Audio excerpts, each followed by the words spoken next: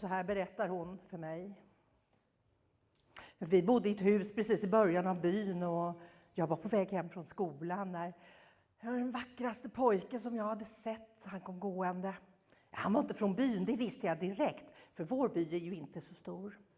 Han hade fina kläder, sportskor som jag bara hade sett på bild och en snygg jacka. Han hade bakåtkammat hår. Han var ljus i hyn och hade alldeles rak näsa. Han såg förnäm ut, som en prins, son till en raja. Jag kom med mina skolkamrater och när vi mötte honom så då tystade vi, visste inte riktigt vad vi skulle säga. Han frågade efter gamle Rams hus och vi pekade och visade hur han skulle gå för att komma dit. Var han släkt med Ram? Jo, det var han. Hans farfar var bror till Ram och nu hade han kommit för att hjälpa sin äldre släkting. Han berättade att han hette Ranjan. Han hade hört att i vår by så fanns de vackraste flickorna i hela Nepal. Och han hade en flöjt med sig så han skulle spela för oss på fredagskvällarna om bara vi lovade att vi skulle sjunga. Ranjan höll sitt löfte och han dök upp efter skolan på fredagen. Han hade med sig sin flöjt och började spela. Och vi flickor sjöng och vi dansade och några män tände en eld och det var många som kom dit och roade sig. Ranjan började prata med min pappa och presenterade sig och vi är ju lite släkt med gamle Ram. Så då sa han att då måste ju vi också vara släkt, eller hur? Ja, pappa blev imponerad av Ranjans flöjtspel och att han hade ju faktiskt gått ut skolan och så han bjöd hem honom till oss. Vilken lycka! Då skulle jag få se honom igen. Vi fick snart höra att Ranjan hade lagt ett nytt tak på Rams hus och Ram var utom sig och glädje att han hade en sån ung och duktig släkting som han inte ens hade vetat om. Den dagen som han kom hem till oss så passade pappa på att visa saker som behövde göras. Alltså jag skämdes ju för att det kändes ju som om pappa höll på att tigga och jag ville ju inte att han skulle visa upp det som var trasigt utan det som var fint och helt istället. Ranjan kunde ju tro att vi var utfattiga och då kanske han inte tyckte det var så roligt att komma till oss.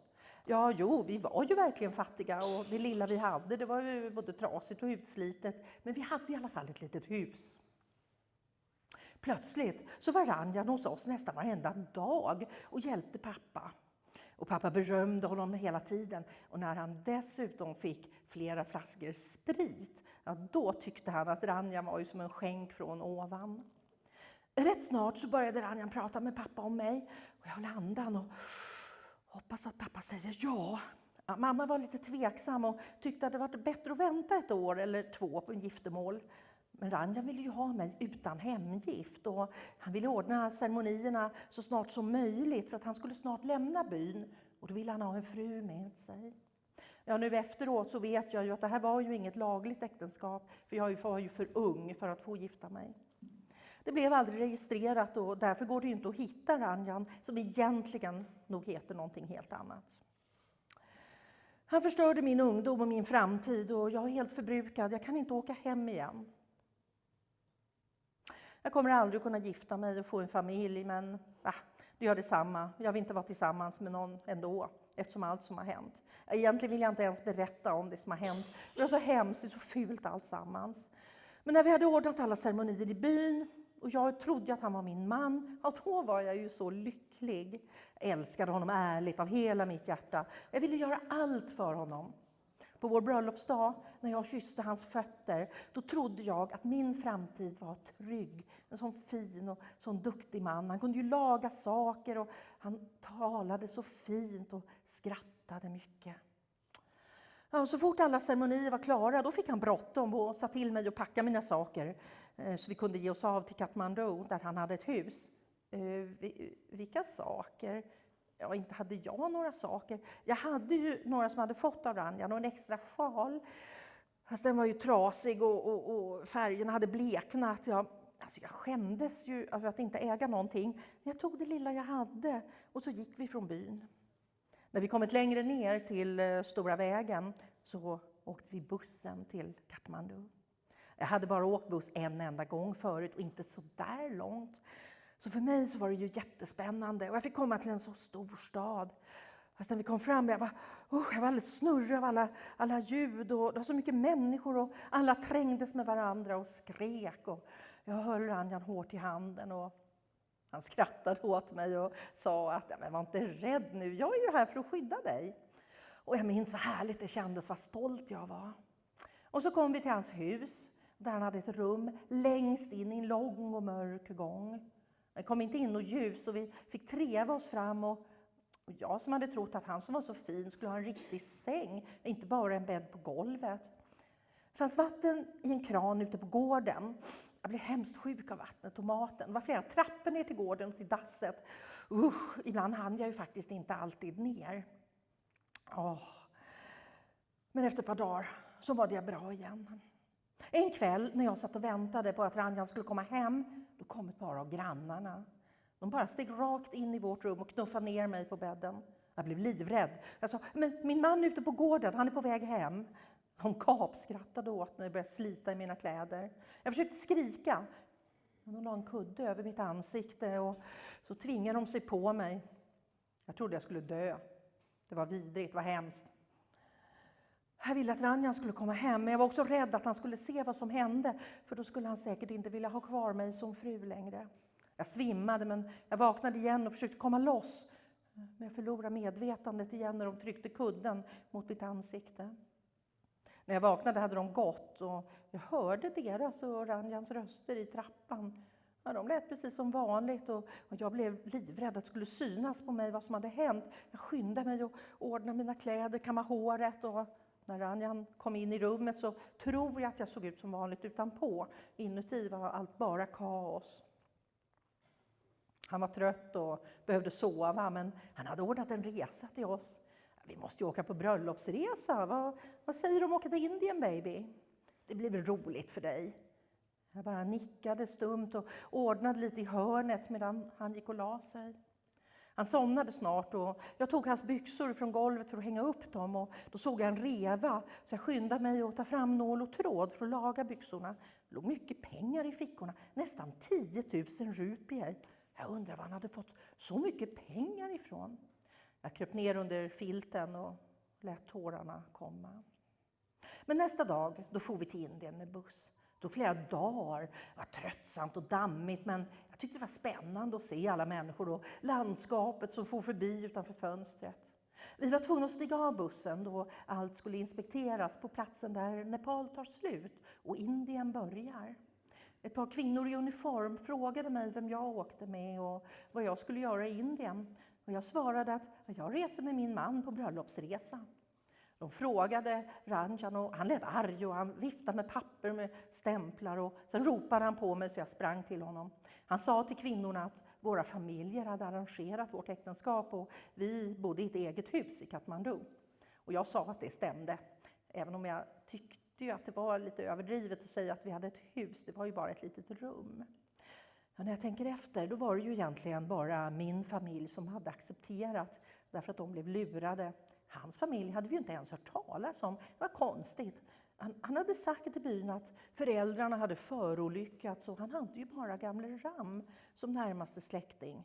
Det var konstigt för gamle Ram sa att han var ju så tacksam att det kom en ung släkting som han inte ens hade vetat om att han hade en brorsons son. För hans bror hade ju dött väldigt ung. Alltså jag undrar om de verkligen var släkt. Det är så mycket som inte stämmer. Till slut kom vi fram till Delhi. Det är en jättestad och vi åkte i flera timmar. När vi stannade så möttes vi av 4 män i 2 olika bilar. Och Ranjan fick en tjock bunt sedlar av männen och sa till mig att han skulle göra business och att jag inte skulle vara orolig för honom. Männen skulle köra mig till det hotell som vi skulle bo på och så skulle han komma senare. Det var sista gången jag såg honom. Sen började den värsta tiden i mitt liv. Ranjan hade sålt mig till de 2 männen i bilen och de sålde mig i sin tur till ett hus dit män kommer för att göra kvinnor illa på alla sätt de kan komma på. De tycker om att misshandla oss och betala pengar för det. Vi var slavar, vi fick aldrig komma ut. Det var inte först polisen en dag rusade in med batonger som jag och de andra flickorna kom därifrån. Flera av oss var från Nepal och polisen förde oss till en polisstation för förhör och sen släppte de ut oss. Vi visste inte var vi skulle ta vägen, så vi följde med några kvinnor som kom till polisstationen, och de erbjöd oss mat och boende på ett härbärge. Fast kvinnorna, de ville bestämma allt, de förbjöd oss att gå ut, och så ville de att vi skulle be till deras gudar.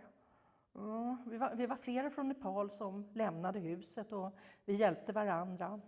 Alla tog emot en man i ett prång på gatan tills vi hade pengar till bussbiljetten hem till Kathmandu. Vi ville bara hem till Nepal, även om vi visste att vi skulle aldrig kunna åka till våra hembyar. Nu är jag 16 år och jag arbetar på en restaurang som drivs av kvinnor som också har varit på bordeller i Indien. Vi får lön och vi försöker leva ett anständigt liv. Jag kommer aldrig att gifta mig och få barn, och det är synd, för jag skulle tycka det var roligt att ha barn, men jag kan inte tänka mig att ha en man och att någon skulle ha rätt att misshandla mig och ta mina pengar som jag arbetar ihop och dessutom förakta mig. Jag önskar bara att jag hade haft kraft och mod att åka hem till min by och berätta för alla kvinnor och flickor i skolan att de ska vara misstänksamma och inte gifta sig för lättvindigt. Då kan de hamna i min situation. Att jag klarar inte av att berätta vad som hänt, så jag stannar här. Jag hoppas att aldrig någon kommer att hitta mig.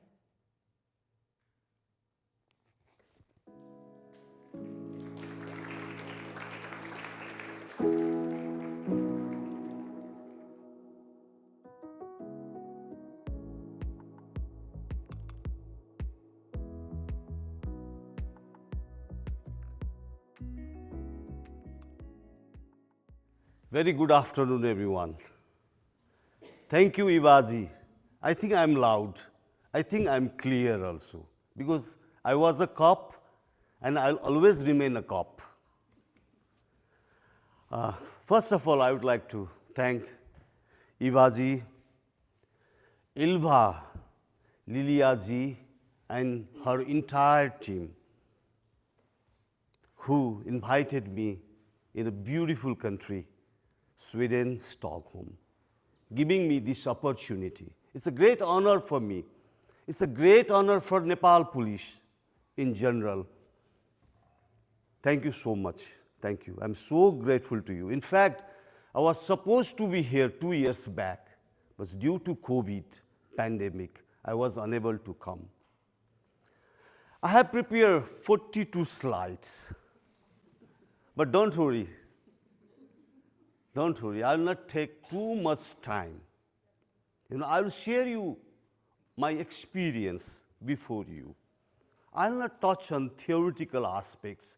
Definitely some theoretical aspects I'll share with you, but I'll tell you the story which I encountered during my 29 years in police service. 29 years is not a joke. I served 29 years in Nepal police.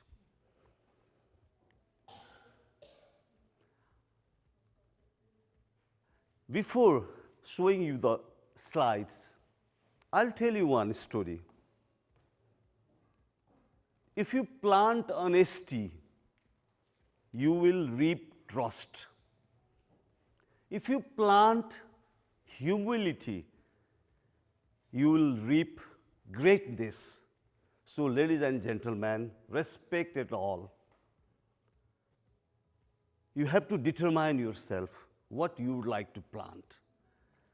29 years, 30 years back, 35 years back, I planted honesty in police service. Evaji has very clearly mentioned about the governance of Nepal. The corruption, rampant corruption, deep-rooted corruption. Corruption has been institutionalized in Nepal. So corruption and criminality, corruption and human trafficking, they have a connection. They have a connection. Nepal is one of the signatory of different protocol. We have a law, we have everything, but implementation part is very poor. Introduction to human trafficking and legislation, the act of the act of selling or purchasing a person for any purpose. This is what our law says.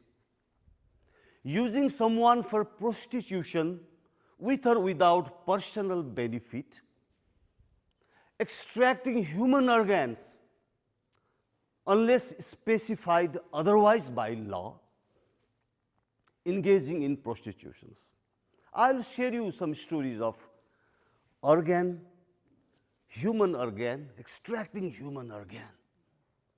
Definitely I will share you some stories about the prostitution, labor, and so on and so forth. If time permits, I'll share you more stories.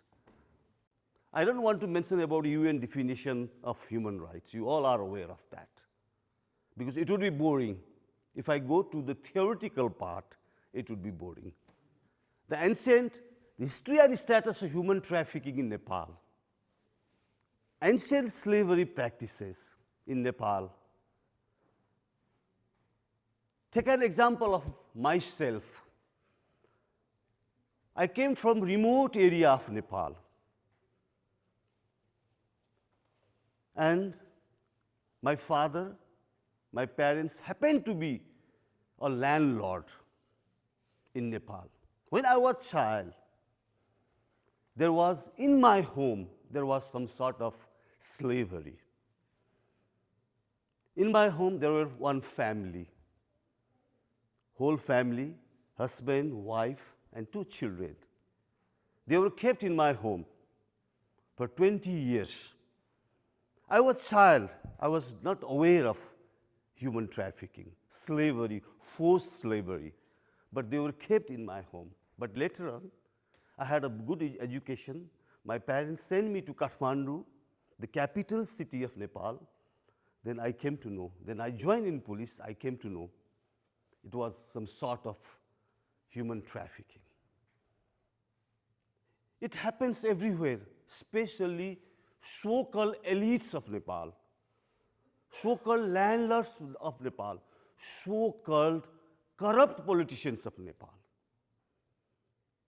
They almost all, I don't say 100%, but I can tell you 95% of so-called elites, so-called politicians, they are involved in human trafficking. We do have law. We have formulated law in line with UN protocol, but most of them were human traffickers. I'm sorry to say, because of their activities, because of their corruption, because of the bad governance, my innocent, uneducated, illiterate, my brothers, sisters are being trafficked. In the pretext of foreign employment, in the pretext of blah, blah, blah. I'll give you one example. Even the deputy prime ministers of Nepal were involved in human trafficking, human smuggling of human. I'm sure you have read an article. A lot of Bhutanese refugees were in Nepal, and our ministers, our deputy prime ministers, they themselves smuggle, they themselves send Bhutanese, Nepalese origin Bhutanese to United States of America in hundreds of number. But by virtue of being a professional police officers, they started investigating the cases, and now 2 former deputy prime ministers are in the jail. There are so many incidents. This picture, the prostitutions. Earlier, Nepalese children and girls and women are being trafficked to India only. 30 years back, 40 years back. Because we have a porous border. We are surrounded by India. And it's a porous border. And a lot of our women, illiterate women, poor girls are being trafficked to India. In thousands, per year, 50,000 children are being trafficked. They were in the brothels of Mumbai, Calcutta, New Delhi.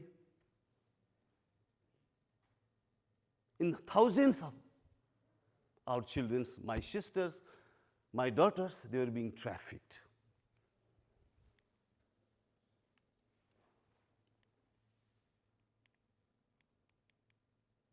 See, in the pretext of circus, and we have one police officer I met this morning. She is a gymnast. She is a professionally police officer. She is a gymnast also. I'm so proud of you. Thank you so much. You are contributing a lot. And in the pretext of circus in India, they were trafficked to India, and they are compelled in the brothels. They were sent to the brothels. See, I think small girl, there is a child marriage. Still there is a child marriage in Nepal. See, the small girl, she just started her education in class grade 1, grade 2, grade 5, grade 7. But another gentleman, so-called elite, so-called rich, so-called land. There are so many factors we can discuss later on. See, your sister, your daughter is forced on human that brickings. I told you, we call it Haliya Pratha in Nepal, Haliya Pratha, bonded laborers in Nepal.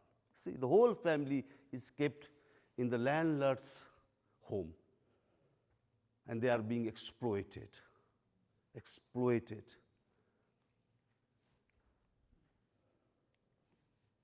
Now, I'll tell you one story about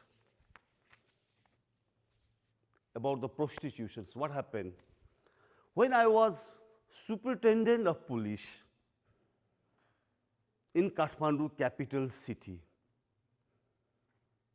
and there is one small town, I think most of you are aware of that place. It is Thamel. Lot of tourists, they used to go Thamel area. It's a nice place. But in restaurants, in dance bars, in massage parlors, the innocent girls from villages, the traffickers,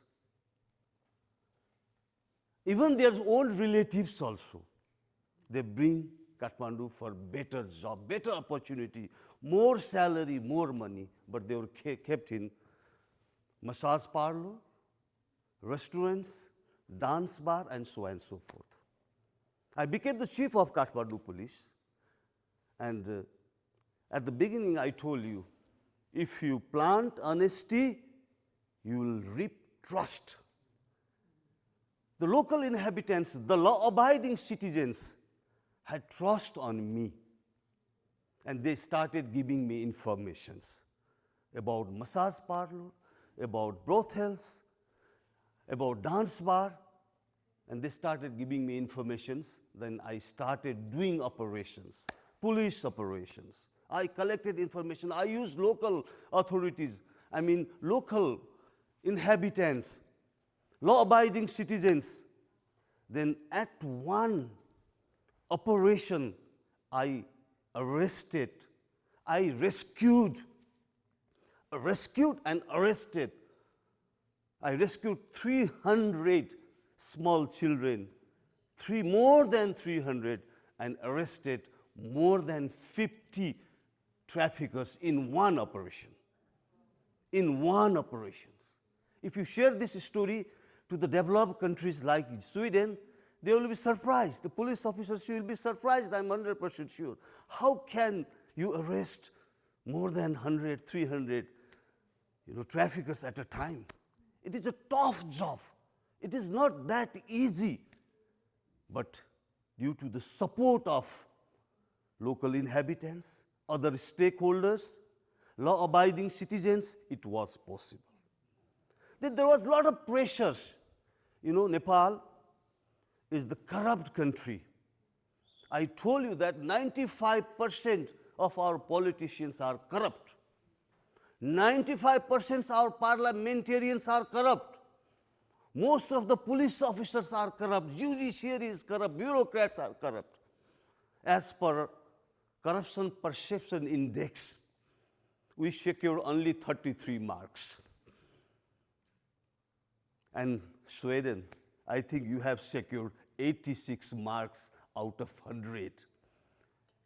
You got a distinction mark. Sweden, Finland, Denmark, you got a distinction mark. But my country, we failed.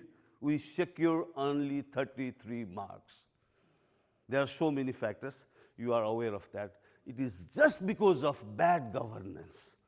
It was just because of corruption. Now, emergence of human trafficking as organized crime. Main forms of trafficking, ladies and gentlemen, sexual exploitations,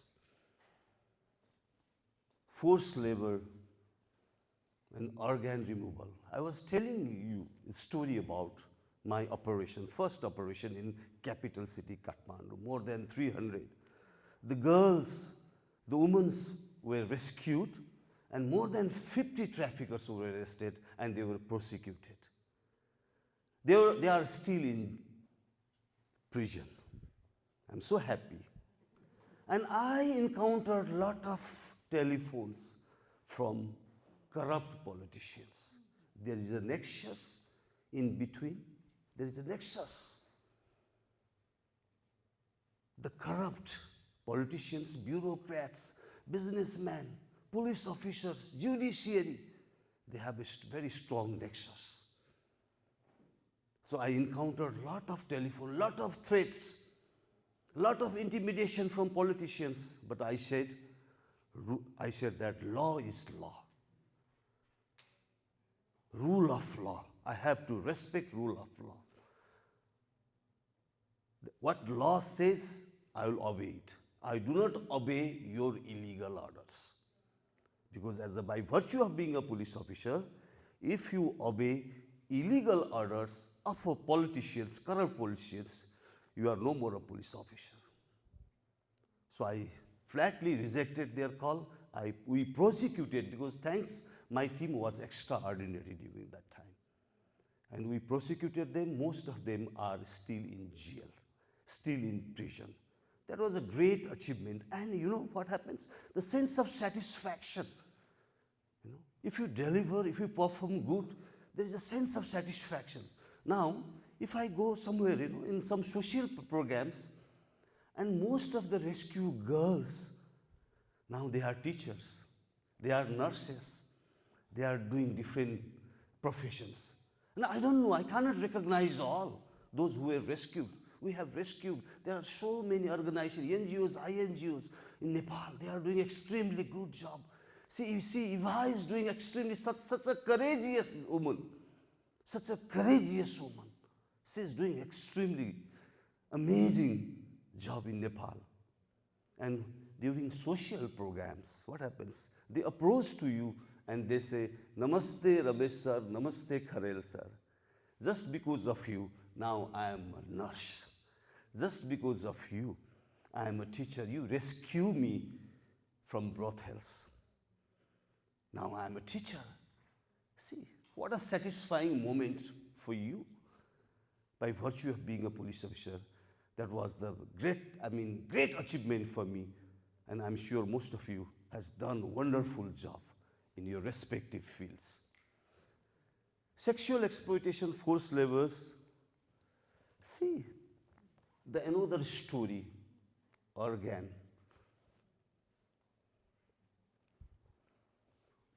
Organ removal. There is one village.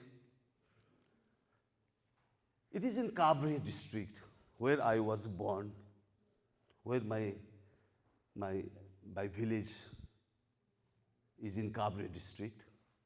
And I was the chief of one zone as a senior superintendent of police. We have 14 zones in Nepal. I was chief of one zone. And I came to know, by that credibility, the trust, locals started approaching you to give you informations. Policing job without informations, without intelligence, you cannot do. The locals, the people, law-abiding citizens, they are your eyes and ears. So they started coming to me and they started giving me information. Can you imagine, in one village where 1,500 local inhabitants resides, almost all male, their organs have been sold by the criminals, by the traffickers. Then we dedicated a very professional police team, 14, 15 police officers, just to investigate this particular case. And then you came to know that every house, they don't share each other. Everybody has forcefully given their organs. See, they are very poor, they are illiterate, they are being exploited. And then we prosecuted 11 traffickers. And they were taken to India, in Vellore, in Chennai, in Delhi, and in, 50,000. Can you sell your organ in 50,000? I don't know how much 50,000. It's 500 US dollars. So we managed to prosecute, we managed to nab almost all traffickers. This is what is happening in my country. And they have a connection with politicians. These traffickers, they have a connection with politicians. I'm sure you have read one book, a book, you are aware of the serial criminal Charles Sobraj. Have you heard about Charles Sobraj? Please go through it, about the Charles Sobraj. He was arrested in Nepal, and in his book he wrote, I can pass elephant from Nepal's only one international airport because of corruption. You corrupt custom officials, you bribe policemen, you bribe politicians, and you can pass through the custom check, even big elephant also. Please go through that book, okay? That's very important. Factors contributing human trafficking, the link between human trafficking and unemployment after conflict and earthquake. 10 years of insurgency has contributed a lot. The youths, the children, the women, they are very susceptible. They are very vulnerable for human traffickers. They are the easy prey, easy prey. Even before this session, we share one story about forced labor in Qatar also. A lot of thousands, 500,000 Nepalese are working in Qatar. During that time, they constructed big stadiums in Qatar. And that was also a sort of human trafficking. And thanks, you are pleading for their rights. Very good, thank you so much. Please be bold, be very courageous, and go ahead and prosecute them. Increased vulnerability due to the ongoing pandemic, okay, of course, due to the pandemic. And factors, the US government's assessment of Nepal's effort in combating trafficking, we are in a tier 2, because tier 2, as per the US government's report, we are in the tier 2.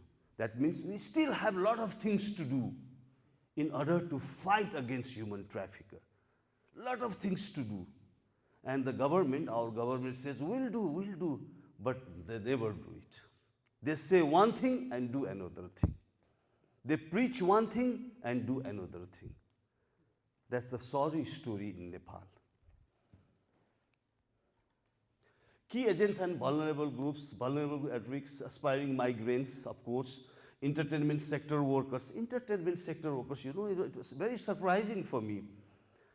When I was in United Nations peacekeeping mission in Darfur, then I visited East African nations like Kenya, Uganda, Tanzania. I saw my sisters in dance bars there. I saw my sister, a lot of sisters, uneducated, from gaon, from village, from remote areas, so vulnerable. Why it happens? Just because of bad governance, because of corruption. Corruption and trafficking, they are very much interlinked, very much interlinked. Child laborers, I have already mentioned about you. Okay. I'm skipping some slides, okay? Because I can see you, you know, you want more stories, you know. I can understand, I'm a police officer, I'm a psychologist also. Now, need for collective action against trafficking, of course. It is not it's not the problem of Nepal. It's a regional problem, it's a global problem. So, we have to fight, we have to fight. See, there are some awareness programs also. We have introduced some awareness programs. We are educating the children, we are educating the school goers, we are educating the villagers, and we are awareing them, we are sensitizing them. That is all I want to show you. And trafficking of Nepali girls to dance bar, in massage parlors. This case story have shared my experience with you also.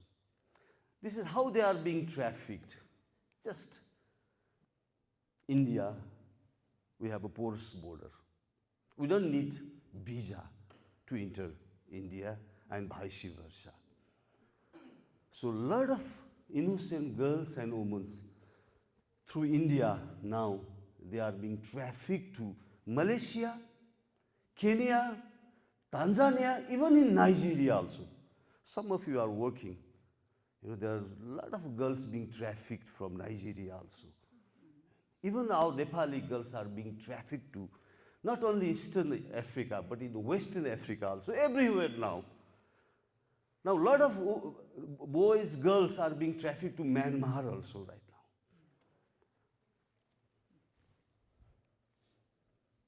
Trafficking of Nepali girls to China and Korea via marriage bureau. See, China and Korea also. I'll show you. There is a Cheru International Marriage Bureau. The social media, of course, social media has always pros and cons. There is a benefit, there's advantage, disadvantage both. We need to be very careful. And there is method to lure the victim. You can see, in Kathmandu they come, they marry our innocent girls, and they will make certificate, passport, they fly to China and Korea. After that, finished. After that, finished. There is no cooperation, coordination, consultation. We have to make it more effective. And these poor girls, how we respond by virtue of being a police officer. What we are doing? Rescue operation?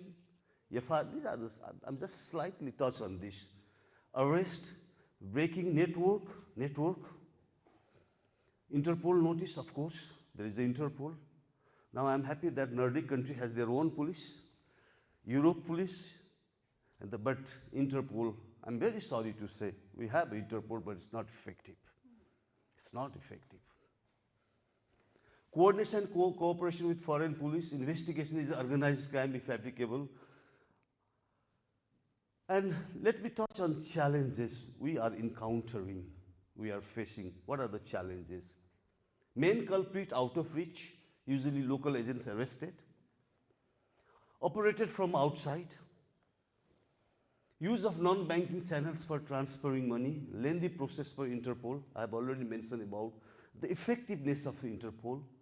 No extradition and Money Laundering Act, treaties, problem in rehabilitations. Thanks. When I rescue 300, 400 girls, women from Nepal, we don't have space for the rehabilitations. So what happened? I approached to NGOs, INGOs, Mighty Nepal, other Nepal, they are doing extremely good job. I approached them and they wholeheartedly they accepted and they kept our young girls and women in the rehab centers. Government will not allocate enough money to rescue, to investigate. Police are not well trained. They are not well equipped. There are so many factors, so many challenges. But despite all the challenges, we have to face it. We have to manage it. We have to perform. Open border, I already mentioned, strong push and pull factor. Difficulty in getting data from social network and free call apps. This is how we rescue, how police officer. 4 years back only, in 2018, there is one dedicated police unit, Anti-Human Trafficking Bureau. Just in 2018 we have established. But they don't have office in Kathmandu. We hired one small house. They don't have equipment, nothing. But the parliamentarians, this year we have 884 parliamentarians. Small country, but 884 parliamentarians, and they give, in the name of development, 5 crores per year for one parliamentarian, which is not transparent, which is akin to corruption, but still they are giving. But they are not investing in trafficking, in these issues. They are not investing on police, how to equip police. They are least bother. They are least bother. Unfortunately, in my motherland, I'm very sorry to say, but I have to tell you the truth. I have to tell you the truth. Corruption is controlling anti-corruption in my country. Corruption is controlling anti-corruption. There are few officers, there are few bureaucrats, there are few judges, there are few politicians. Out of 100, only 5% are honest. So the corruption is controlling anti-corruption. I'll tell you one story. One day, I was invited by the Prime Minister. Then I went on time in his residence. There were 300 people. 300 people from different professions, different sectors in the house of Prime Minister. I saw 300 people. I went on time. I saw a lot of people. I was surprised. Almost all are criminals, Almost all are criminals. I have nabbed, I have investigated, I have prosecuted, and he was in front of Prime Minister's home. That means the nexus is so deep-rooted. The connection is so deep-rooted. Then I called the PA, personal assistant of Prime Minister. I waited for 5 minutes. I called the personal assistant. Now I don't want to stay here. You invited me at 8. I want to meet Prime Minister. If you don't allow me to meet Prime Minister, I'll go back. I was police officer during that time, But I told him, okay, don't worry, Mr. Kharel. Just wait after 5 minutes. And I met with Prime Minister. And he asked me, he inquired me, not only about human trafficking, he inquired about other things. I answered him all the queries, all the questions he asked before me. What I wanted to tell you is, the Prime Minister, ministers are surrounded by criminals. That is all I wanted to share with you. This is all I wanted to share with you. And we clean down streams when the source itself is polluted. The source is the Prime Minister's office. The source is the President's office. The source itself is polluted, and how can you clean the downstreams? So we have to clean the source. Source.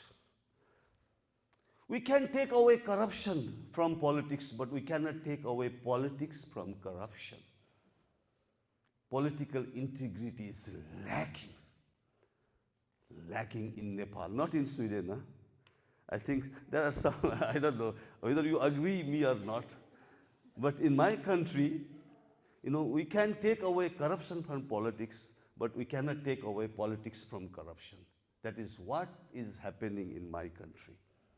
Mention of Nepal's Anti-Human Trafficking Bureau, I've already mentioned about 2018. We have established a dedicated unit. They are doing extremely good work, despite all the constraints, despite all the hindrances. They are doing extremely good job. Nepal has established anti-trafficking to spearhead efforts against trafficking, focuses on investigation, rescue operation, victim support, and collaboration with other agencies. Sometimes the victim has been victimized, double victimized. They go to the police stations, and police officers, they themselves, again they victimize the victim. It's a big, it's a serious. Combating human trafficking and corruption. Combating human trafficking requires a collaborative and multifaceted approach. We have to fight. We have to fight. There is no way out. If we really want to prosecute them, if we really want traffickers, human traffickers behind the bar, it is a collective effort, concerted effort. We have to fight. We should not compromise. There should be a zero tolerance.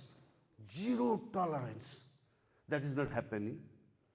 And coordinated efforts involving government, law enforcement, NGOs, and international organizations are essentials. Information sharing. Joint operations and resource allocation contribute to more effective way. See, this is our national uniform. So I'm proud of my national uniform. That's a Nepali dress. But see, the politicians, the bureaucrat, majority of police officers, they hear dollar, money, they see money, and they close eyes when they get money. Look, another one. Very rare, some politicians are prosecuted. Okay, they were prosecuted, they sent to jail. Once they come out from the jail, prison, their henchman, the henchman, they go to the jail, and that is 100 kilo of garlands, Can you believe it? There was one politician, when he was released from jail, his henchman, we call it Karyakarta, they went to the jail with 100 kilo of garland. 100 kilo, can you imagine?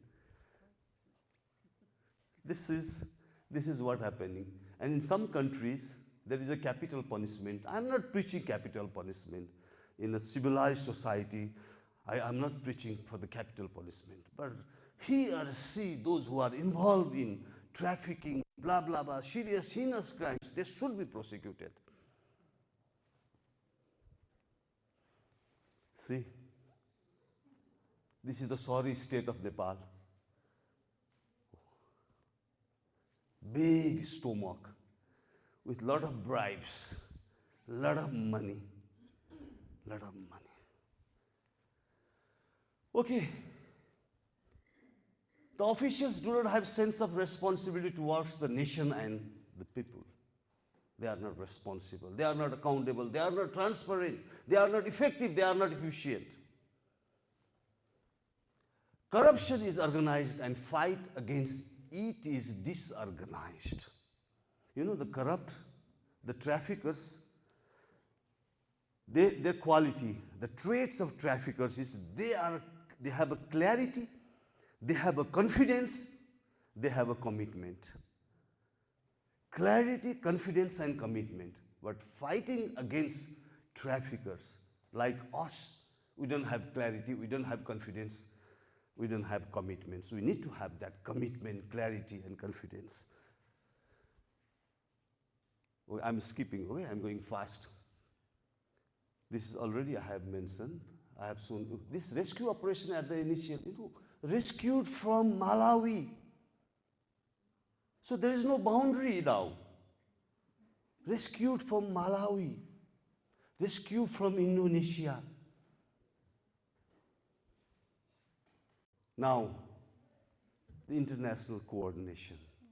We are here, I'm from Nepal. After a hectic trip from Nepal, whole night, 2 nights I couldn't sleep. From Kathmandu to Delhi, the G20 was going on Delhi due to the security. I have to be on airport 10 hours before the flight. So whole night I couldn't sleep. From Delhi to, we flew, my spouse, my Ranju, we flew from Delhi to Istanbul, and Istanbul, the security, they found unattended bag. So another 2 hours delayed, Of course, the security, there is no compromise on security. We understand. Another 2 hours delay. And then to Berlin, okay? And a lot of Nepalese, they are waiting for me in Berlin. So in a short time, I have to go from Berlin to Hamburg and interact with them. There was one big festival, Nepali festival. I have to attend there. Again from there, yesterday, Eva has done a wonderful job. There was a communication gap, and taxi driver was roaming here and left hand there. He was looking, but he doesn't have sign, Mr. Kharel, there is no sign. And I was also running from here to there, here to there. So it was so hectic, but I'm so happy, I'm so satisfied, because I'm presenting what about human trafficking, and there is the international coordination is must. So prevention, protection, prosecution, and partnership, origin, transit, and destinations, combating human trafficking, international code. It is our problem. One planet, one globe, one human race. So it is our problem. So I'm sure you are educated, you are literate, you have resources, you have everything, and you have to contribute. You have to do something, not only for Nepal, everywhere. Whatever you can contribute, whatever you can share, whatever information we have to do. So we are doing it. As a social worker, I'm not a politician, but I'm a social worker. I'm doing my level best. After resigning from Nepal police also, I'm doing my level best to fight against human trafficking. See, she's our daughter, your sister. We have to protect her. We have to protect her. Protecting her is protecting your children, protecting your daughter. It is our responsibility. United to fight against human trafficking.